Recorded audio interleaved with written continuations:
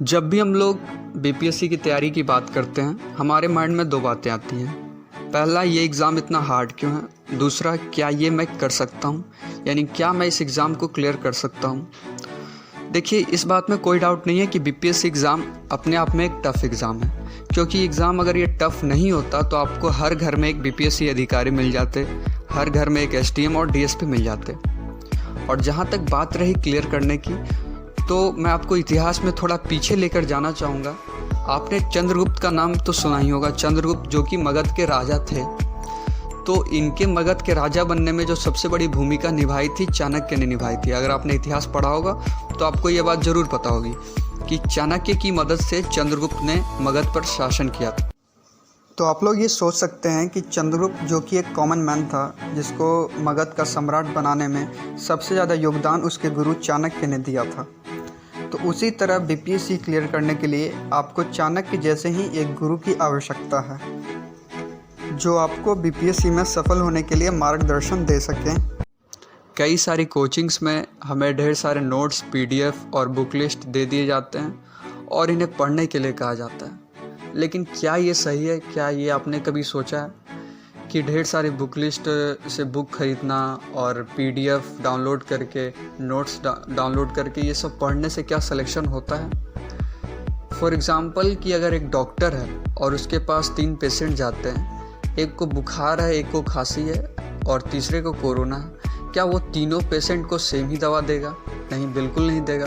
तो teacher as a doctor, teacher भी doctor है फॉर स्टूडेंट्स के लिए, टीचर भी एक तरह के डॉक्टर हैं स्टूडेंट्स के लिए। तो फिर वो सेम दवा क्यों देते हैं? अगर आपके क्लास में 45 स्टूडेंट्स हैं और सभी को सेम टाइप का होमवर्क दिया जाता है, चाहे वहाँ कोई वीक हो या स्ट्रांग हो, वो उन लोगों के लिए कोई मैटर नहीं करता है। उन्हें सिर्फ अपने 1 घंटा का जो टाइम है वो ख़त्म करना है और अपना एक सिलेबस है जिसको बस पढ़ा करके ख़त्म कर देना है। बस यही उनका एक टारगेट रहता है।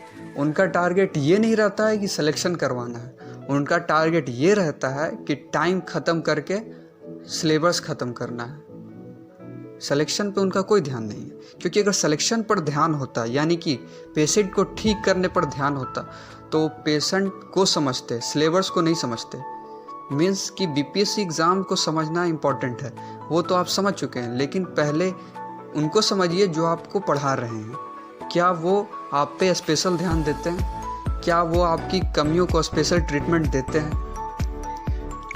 क्योंकि हो सकता है कि जो आपका स्ट्रॉन्ग है वो किसी का वीक हो, या जो आपका वीक है वो किसी का स्ट्रॉन्ग हो। इसका मतलब ये है कि जहाँ आप तेज हैं वहाँ पर टाइम ना दिया जाए, और जहाँ जिस पॉइंट पर आप वीक हैं वहाँ पर टाइम दिया जाए। ये सिस्टम होगा तभी सिलेक्शन का चांसेस बढ़ते हैं।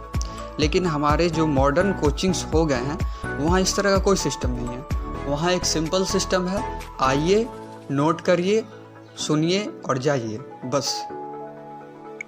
इसलिए मुझे मजबूरन ये वीडियो बनाना पड़ा है कि हमारा जो पीएनबी माइंड पावर ग्रुप है, वहाँ बीपीएससी में सिलेक्शन के 98% चांसेस हैं।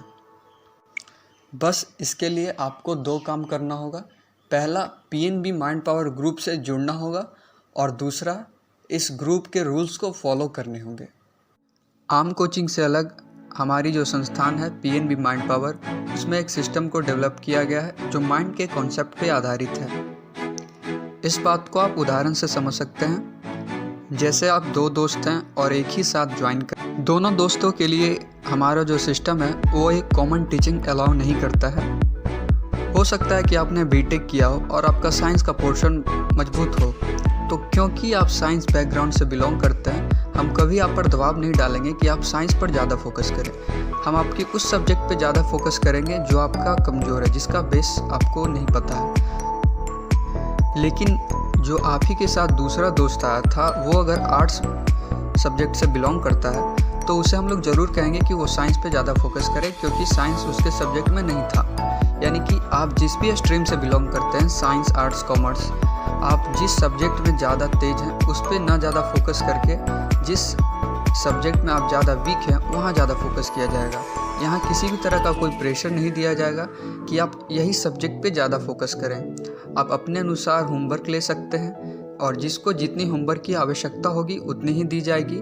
जिसको जिस टाइप के होमवर्क की आवश्यकता होगी वही दी जाएगी। इस प्रोसेस से आपके समय का सदुपयोग भी हो जाएगा और आपके एग्ज़ाम में मार्क्स भी 100% बढ़ेंगे। इससे ये बात क्लियर है कि हमारे कोचिंग में, हमारी संस्था में आपको एक पार्टिकुलर ट्रीटमेंट दिया जाएगा। भले ही आप एक ही साथ 2 दोस्त ज्वाइन करें, लेकिन आप दोनों को अलग अलग तरह से ट्रीटमेंट दी जाएंगी आपकी आवश्यकता के अनुसार। और हाँ, ऐसा नहीं है कि यहाँ कॉमन होमवर्क आपको नहीं दिया जाएगा। यहाँ कॉमन होमवर्क और पार्टिकुलर होमवर्क दोनों तरह के होमवर्क दिए जाएंगे, जैसे जिसकी आवश्यकता के अनुसार आपको मटेरियल और होमवर्क दोनों दिए जाएंगे। कॉमन होमवर्क भी दिए जाएंगे जिससे हमें स्टूडेंट्स के लेवल का पता चल सके। जो दूसरे फ्रेंड्स हैं, कलीग हैं, उनसे नंबर से हम आपका नंबर कंपेयर करेंगे और देखेंगे कि इस वीक और अगले वीक में क्या डिफरेंस है, यानी कि आप कितना मार्क्स से आप इंक्रीज़ कर रहे हैं। यही कारण है कि जो भी स्टूडेंट हमारे पास आते हैं उनका बीपीएससी में सिलेक्शन निश्चित किया जाए, इसीलिए हमारे ग्रुप का भी नाम गारंटी बैच रखा गया है। हाँ, ये बात है कि स्टूडेंट्स को कम इंटेक किया जाता है ताकि सिलेक्शन को श्योर किया जा सके। यदि आप भीड़ से अलग पहचान बनाने की इच्छा रखते हैं तो आपको चाहिए पर्सनल गाइडेंस, जो सिर्फ़ और सिर्फ आपको पीएनबी माइंड पावर देता है। यदि आपके पास माइंड पावर होगा तो आप उचित निर्णय लेंगे और खुद को भटकने से बचाएंगे। धन्यवाद।